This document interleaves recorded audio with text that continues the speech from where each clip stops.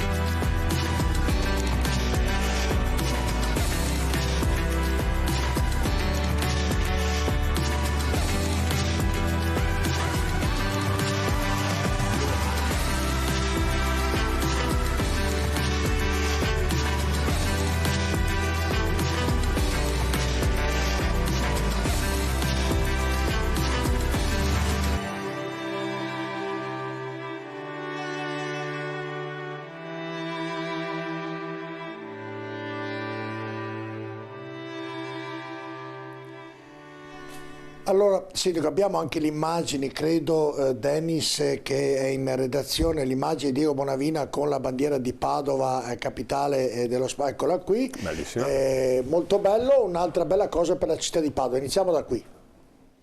Una cosa bella, devo dire, l'assessore ha lavorato molto su questa cosa qua, ha ottenuto un risultato, è bellissimo essere, perché veramente Padova è capitale dello sport, in tutti i sensi, in tutte le categorie, vuol dire calcio, rugby, ma veramente sono tantissime, per cui lo sport è sempre una cosa anche molto positiva sotto l'aspetto sociale, integrazione, far sì che la gente stia assieme, socialità, per cui sono molto soddisfatto e ringrazio Diego, tutti quelli che hanno lavorato con Diego, il settore sport, per aver ottenuto questo risultato prestigioso per Padova. Ecco, questo cosa vuol dire, Sindaco? Che l'anno prossimo, tramite le associazioni, ovviamente tante altre società, verranno organizzati degli eventi sportivi per tutta l'annata? Significa anche che man mano, quando ci sono gare internazionali, gare europee, vuol dire avere dei punteggi a favore nostro. So che anche il Veneto sarà candidato nel 2024 addirittura come regione dello sport, per cui è un grosso vantaggio per tutta la comunità. Quindi prima, tempo fa, Padova capitale ovviamente del volontariato, ora capitale dello sport, insomma iniziative molto... Padova è una città veramente che è straordinaria, lo dico sempre, non ho meriti, non voglio prendermi meriti che non ho, è una grande città su tutti gli aspetti, sociale, economico, storico, ha veramente una grande città, di cui abbiamo un'università eccezionale, un'azienda ospedaliera, una parte storica, culturale. Abbiamo un'università che ha 61.000 studenti e 24.000 matricole, sta superando ogni record. Io non ho meriti, ripeto, se non voglio prendermi meriti che non ho. Questa era già una grande città, è una grande città e sarà una grande città, specialmente se riusciamo a mettere a terra, come saremo sicuramente capaci. Stiamo lavorando moltissimo, poi i funzionari e assessori, mettere a terra tutte le risorse del PNRR, sono tanti soldi, tanto investimento, cambierà radicalmente, vuol dire 2 linee di tram, vuol dire questura, vuol dire l'ospedale, non parlo di cose del comune, parlo in generale la stazione, l'alta velocità e la Prandina, sono tutte cose che cambieranno Padova, in meglio. Anche adesso, devo dire con molto orgoglio, il giro per Padova è bellissima, con le luci, Vivo Mapping, veramente io sono orgoglioso di essere sindaco di questa città. Bene, allora cominciamo perché ho tante cose da chiederle. La prima ovviamente è anche presidente della provincia e proprio nel fine settimana c'è stata l'inaugurazione del ponte di Curtarolo che è stato riaperto al traffico che lei era ad inaugurarlo con il presidente della regione Zaia. Eccolo qui un altro punto importante per Padova, per la viabilità, che ovviamente era molto importante. Quel ponte era un ponte pericoloso. L'ho detto durante il mio piccolo intervento, primo ricordo sempre quando parlo di Padova, per me Padova vuol dire Padova e provincia, per me è sempre stata e sarà sempre la stessa cosa. Nel mio intervento ho detto non ho nessun merito, ho solo l'onore di essere qui in questo momento, fare presidente della provincia, non è merito mio, è merito della regione Veneto che si è andata a fare, ci ha messo 5 mesi e un giorno, Veneto Strade, presidente Bui che ha lavorato in sinergia, ha messo anche la provincia 1 milione, per cui è la dimostrazione che quando si lavora assieme, si lavora tutti assieme, al di là degli aspetti politici che non mi toccano mai, ma quando si lavora assieme, regione, comune, provincia, si fanno grandi cose. È stato un risultato eccezionale, storico. Devo ringraziare anche Ingegneri Venezia perché si è piegato veramente ai responsabili di Veneto Strade, ha messo tutta la voglia di fare, ha dimostrato che siamo capaci di fare cose in velocità, anche in momenti di crisi. Per cui devo dire grazie alla Regione Veneto, grazie alla provincia, grazie al Presidente Bui perché hanno lavorato tutti bene e grazie anche a tutto il settore provincia perché ha lavorato, parlo di uffici tecnici, ha lavorato molto bene in sinergia con la Regione. Ecco, proprio allacciandomi a questo ponte, leggo con quasi 1 milione di euro di fondi del PNRR, Padova restaurerà 3 ponti storici nel centro in muratura. Il ponte del Maglio sul canale di Santa Chiara che collega il Santo dell'Orto Botanico, il ponte di San Leonardo sul tronco maestro del Piovego tra Riviera Mussato e via Savonarola e il ponte dell'Osservatorio sul naviglio interno che porta alla Specola. 3 ponti che erano storici che erano ovviamente da fare manutenzione. E anche qui il Comune ci sta mettendo mano per sistemarli e metterli in sicurezza. Come ho detto prima abbiamo molte risorse, siamo in difficoltà sotto l'aspetto della spesa corrente, vuol dire per problemi di illuminazione, costo di energia elettrica e tutto quello che ne consegue, mentre abbiamo molte risorse per quanto riguarda messa a terra di molte opere, come ho detto prima, per cui questa è una, ma sono tante cose che faremo.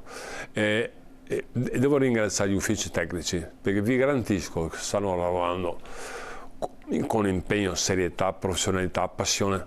È un momento difficile, un momento molto difficile sotto l'aspetto impegno e stanno lavorando molto bene, sono molto contento. Beh, allora è importante anche appunto che questi... E lo stesso cosa devo dire sulla provincia. Io non conoscevo la provincia ovviamente e sto imparando a conoscere adesso sia funzionari che assessori, che sono spesso e volentieri sono anche i miei colleghi sindaci. Devo dire che sono molto contento perché adesso sarà fatto un investimento anche importante sul personale, quasi 1 milione di euro. Nel tempo la provincia è stata un po', non dico massacrata, ma sotto l'aspetto personale gli investimenti ha avuto grossi problemi. Adesso si può assumere, sono concorsi in atto. Devo dire che sono stati bravi nel tempo a gestire quello con le risorse che avevano, Adesso pensate che abbiamo solo 210 persone, se non erro, come provincia, mentre una volta ero 430-440. Però sono rimaste deleghe importantissime, la viabilità, abbiamo 1300 km di strade, 1300 km. Abbiamo sotto l'aspetto dell'ambiente, abbiamo sotto le scuole medie e superiori, abbiamo tantissime cose. La provincia merita rispetto, merita che sia adeguata in termini di personale. Ho la fortuna di avere un coordinamento, un consiglio, ma non dico seriamente, a me interessa, lo dico per l'ennesima volta, l'aspetto politico. Stanno lavorando tutti insieme in maniera appassionata, perché io ho detto chiaramente a loro: ragazzi, io non ho il tempo per fare tutto, per cui dedico un giorno e mezzo a settimana. Chiedo il vostro aiuto e voi di coordinamento, il coordinamento è una specie di giunta, chiedo che fate voi, ognuno di voi ha una delega, ognuno di voi deve fare il precedente, tra virgolette. È vero che la responsabilità è mia, è vero che firmo io, ma hanno un dovere e stanno mantenendolo, stanno collaborando al 100% su questa cosa. Per cui ringrazio tutti quanti, perché si danno da fare, dal vicario, al vicepresidente, ai consiglieri. Sono veramente soddisfatto e contento, anche per l'umore che c'è all'interno, voglia di fare, voglia di collaborare, voglia di attenuare i toni quando ci sono molto soddisfatto. Bene, allora poi lei è sempre la firma, perché è lei che decide poi alla fine. Sì, ma devo dire che senza di loro sarei nei guai, come sarei nei guai senza il mio staff in comune, sarei nei guai senza la giunta. Io approfitto, nel senso buono del termine, del lavoro degli altri. Io faccio bella figura, ma senza risorse o della provincia o della regione, come personale umano, non sarei capace di andare fuori. E ho grande qualità, vi garantisco che Padova, sia Padova che provincia che comune, ha grande qualità sotto aspetto. Sindaci, a me piacerebbe, sono andato la settimana scorsa a un consiglio comunale di Baona. È stata una cosa bellissima, mi è piaciuto moltissimo. Mi piacerebbe avere il tempo, e cercherò di farlo andare a ogni comune, che scopri veramente cose importanti. Baone sui Colli Euganei è un posto bellissimo. Scopri che sono gente, consiglieri e assessori, che lo fanno per passione del territorio, perché piace la loro zona, piace il loro comune. E si dedicano veramente, non dico che è volontariato, ma ci assomiglia molto. Amano quello che fanno, come stessa cosa con Paolo. Altro che quando uno lo fa, anche in un piccolo comune, uno pensa, tanto un piccolo comune tutto facile. Non è vero, forse è più complicato in un grande comune, perché mancano risorse, manca personale, mancano tantissime cose.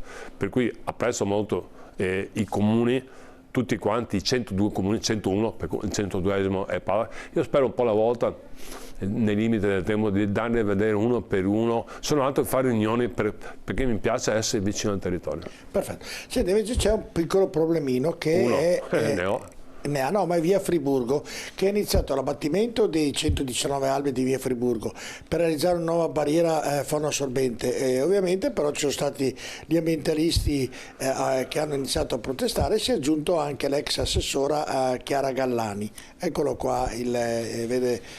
Dobbiamo fare un po' di chiarezza su questo.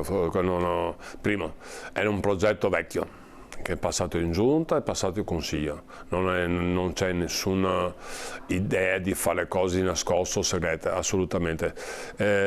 Bisogna stare tranquilli. Hanno chiesto una commissione, sarà fatta la commissione, non c'è assolutamente problema. Però voglio solo precisare una cosa, perché lo conosco abbastanza bene il problema, anzi molto bene. Perché durante la campagna elettorale, sia prima che seconda, i cittadini hanno chiesto barriere antirumore. Passa il treno che va all'interporto e sentono, ho visto anch'io, rumori importanti. Hanno chiesto barriere.